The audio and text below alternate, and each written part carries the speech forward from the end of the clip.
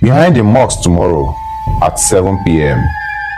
Come alone. Who are you? Onyeka asked. His voice barely above a whisper. You've been asking questions. A voice finally said. The Suya man knows more than he lets on. Among God's prayers aren't the only reason her business is thriving. This one made Onyeka glance at the popular food vendor down the street with a newfound suspicion. Onyeka's mind raced. The face in the moonlight replaying behind his eyelids. Who could it be?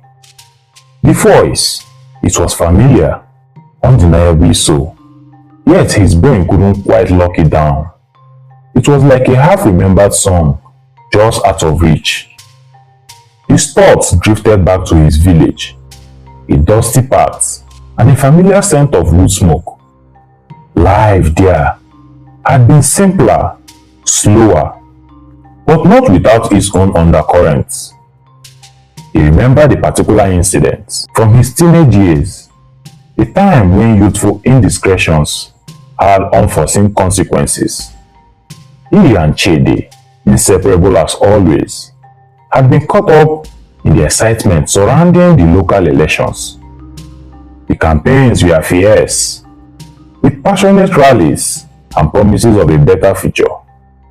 Young and impressionable, Onyeka and Chidi had fallen under the sway of one of the more charismatic candidates, a man named Chief Okoro.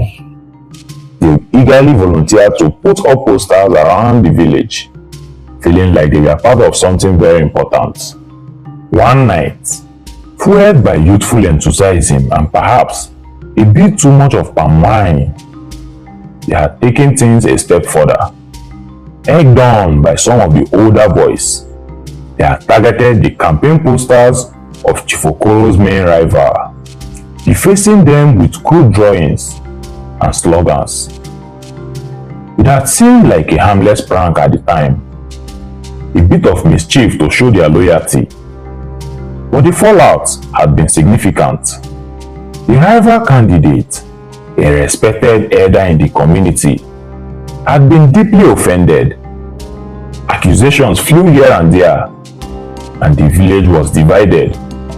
Onyeka and Chidi, scared of the repercussions, had kept their involvement a secret. The blame had fallen on some other less connected youths who had faced the community's scorn. Onyeka had carried the guilt of that particular night with him for years. He and Chidi had never spoken of it again, a silent part of shared secret and shame hanging between them. Could this be connected to the notes? Could someone from the village, someone who knew about that, had found their way to Lagos? It seemed far-fetched, but the unsettling nature of the notes made him consider every possibility. There was also the matter of his departure from the village. He hadn't left on a bad terms exactly, but there had been a certain awkwardness, and he had been in love with a girl, Nkem, the daughter of a prominent farmer. Their families, however, had a long-standing unspoken rivalry over a piece of land bordering their farms. When Onyeka and Nkem's relationship became known, it had stirred up old tensions. Nkem's father had been vehemently opposed to their union. Seeing Onyeka coming from the other side of the divide, there had been heated words, veiled threats, and ultimately a quiet understanding that their relationship couldn't continue in the village. Onyeka had left for Lagos soon after, hoping to make it in life for himself away from the familiar strife. Nkem had remained behind, her fate uncertain. Could this anonymous note writer be connected to Nkem and her family? Could they be trying to dredge up the past and cause trouble for him? These memories, unbinding and unsettling, swayed in Onyeka's mind as he stood under the mango tree, The identity of the shadowy visitor still a mystery. The past, it seemed, had a way of reaching across time and distance. Its tendrils sneaking into the present. The secrets he thought he had left behind in the village might have followed him to the bustling streets of Lagos, ready to be revealed at the most inconvenient and potentially dangerous moments. The air under the mango tree felt heavy with unspoken words and the weight of half-forgotten actions. The suspense tightening up its grip on Anyekan's already frayed nerves. The encounter under the mango tree left Anyekan on edge. The glimpse of the person's face, a familiar yet unplaceable voice. It was like a puzzle with a crucial piece missing. He replayed the scene in his mind over and over, trying to lock down who he could be. Was he someone he knew from the compound? Someone from his past who had somehow tracked him down to Lagos? Sleep offered little respite. Every creak on the zinc roof, every distant shout in the night sounded like footsteps approaching his door with another cryptic message.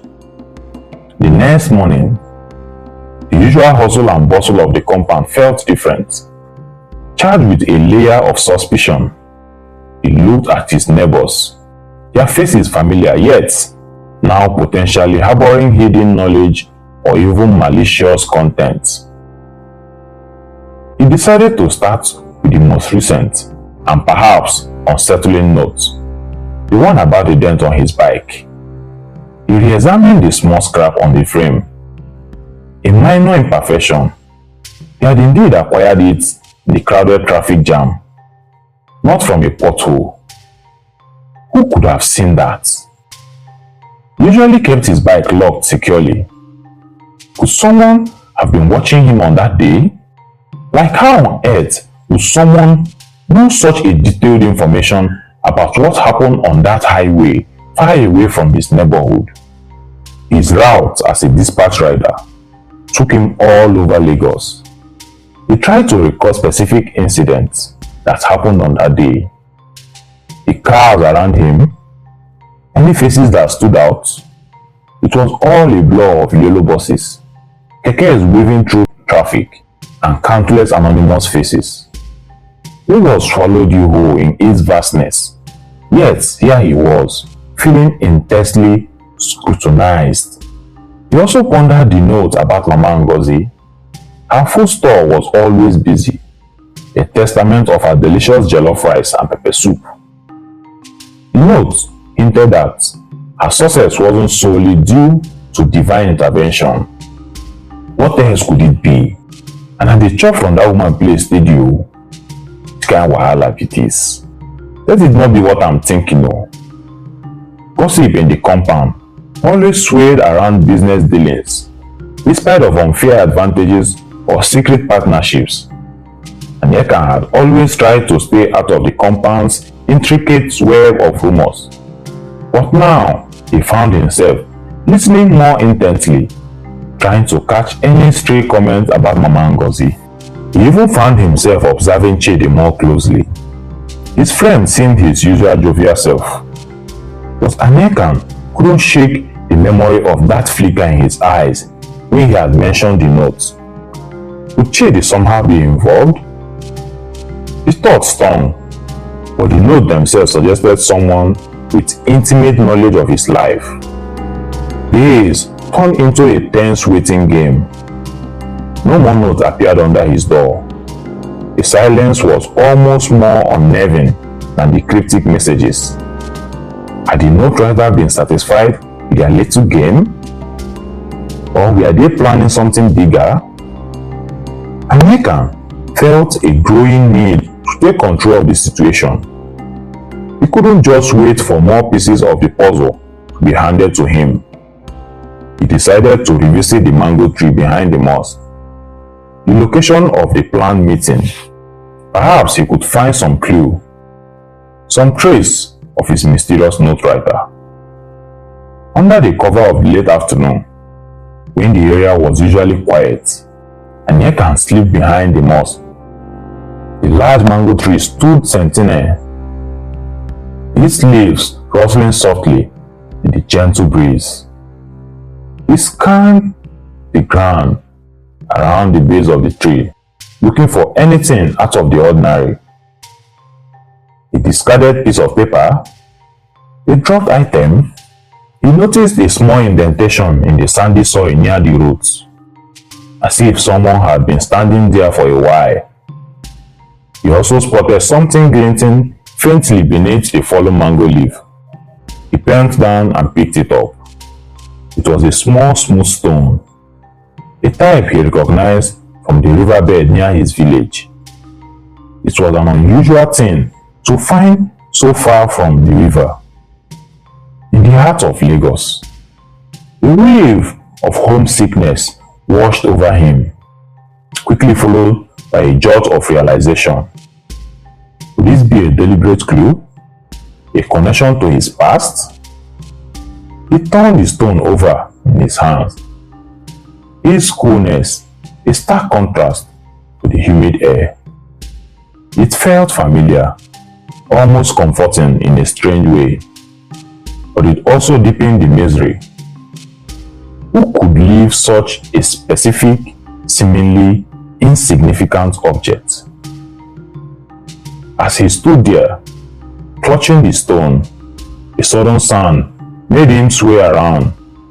A figure was watching from the shadows of the mosque's outer courtyard. It was too far for him to make out the features clearly, but there was stillness about them, an intensity in their gaze that sent the shiver down Anyekan's spine. Before Anyekan could react or call out, the figure melted back into the darkness and disappeared. Anyekan was left standing alone under the mango tree, the small river stone heavy in his palm, the feeling of being watched more palpable than ever. He was no closer to knowing who was behind the notes, but he had a groaning sense that the answers lay in the bustling presence of Lagos, but in the quiet, complicated past he had tried to leave behind. Clutching the smooth river stone, Anyekan felt a sudden clarity pierce through the fog of paranoia. The stone, the familiar feel of it, the fact that it was found near the meeting pot. It was a breadcrumb, a deliberate link to his past, and the fleeting glimpse of the figure by the mosque. There was something about their posture, a certain familiarity he couldn't quite place, but felt deep in his guts.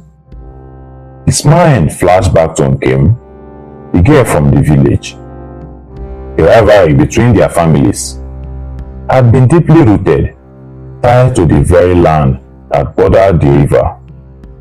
He remembered Nkem often carried small smooth stones from the riverbank in her pocket, a habit she'd had since childhood. Could it be her? Had she somehow tracked him down to Lagos? But why the secrecy? The unsettling notes. As these thoughts collided, he heard soft footsteps approaching. The figure emerged from the shadows again, this time stepping fully into the dim shade of the mango tree. Anyekan's breath caught in his throat. It wasn't Nkem. It was someone he knew. Someone who had been a constant presence in his life in Lagos. Yet, someone he could never have suspected of orchestrating this unsettling game. Chidi. But Chidi looked different. Gone was his usual easy smile, replaced by a serious, almost burdened expression. In his hand, Anyekan saw a familiar pen, the same kind that had been used to write the anonymous notes. Chidi, Anyekan asked, his voice a mixture of disbelief and confusion. Will anything dey happen now? The notes, where are they from? Wetin dey sup? Chidi nodded slowly, his gaze meeting Anyekan with a strange mix of regret and determination. Yes, Anyekan, they were from me. But why? Why you go do this kind thing? Why all the secrecy? Why tell me these things in this manner and in this strange way? Anyekan's mind raced, trying to make sense of this betrayal. Chidi sighed, running his hand through his hair. It wasn't meant to end like this, Anyekan. Just listen to me. I needed you to see things, to understand what was really happening around us. He explained that he had become aware of certain things within their community in Ojueleba. Among Ngozi's questionable business practices, Iyabola's constant manipulation of gossip for her own gain, even risky ventures that Chidi himself had gotten involved in the past that went sour. He had seen Anyekan's trusting nature, his sometimes naive acceptance of things at face value, and he became worried. Remember that meeting I said I was going to on Tuesday? Chidi asked. Anyekan nodded. It wasn't a business meeting. It was something else. Something I'm not proud of. And I saw how easily I could have dragged you into it, without you even knowing the full story. The note about the dent on Anyekan's bike. Chidi had seen it happen. A fleeting glimpse from a passing bus. The Suyaman uncle. Chidi had overheard him talking about certain dealings that didn't quite add up.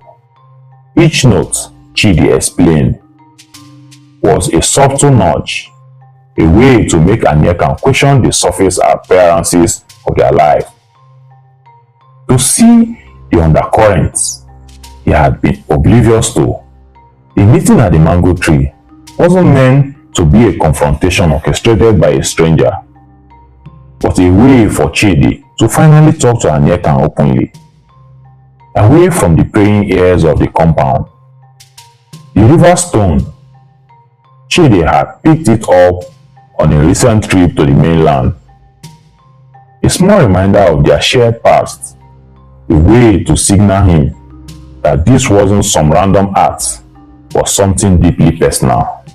Anyekan stood in stone silence, the weight of Chidi's revelation sinking in. He felt a confusing mix of anger and deception, relief that it wasn't something more sinister, and a dawning understanding of Chidi's intentions, however misguided the methods.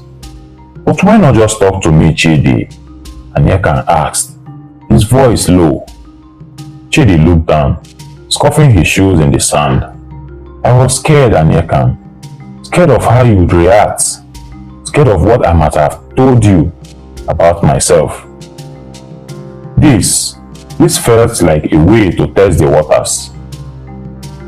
To see if you were open to the idea that things weren't always as they seemed. The tension in the air slowly began to dissipate, replaced by a heavy sense of reality. The anonymous notes hadn't been the work of a malicious outsider, but a clumsy, albeit unsettling attempt by his closest friend to open his eyes to the complexity of the world around them. As they stood under the mango tree, the sound of Lagos, a distant hum, Anyekan knew that things would never be quite the same between them again. The trust had been shaken, but perhaps, in its place, a deeper, more honest understanding could grow. The suspense has ended, not with a dramatic confrontation with a stranger, but with a difficult conversation with someone he thought he knew intimately, revealing that even the closest of communities, secrets and hidden intentions could thrive just beneath the surface. The whole movie of their lives had just taken an unexpected and rather revealing turn.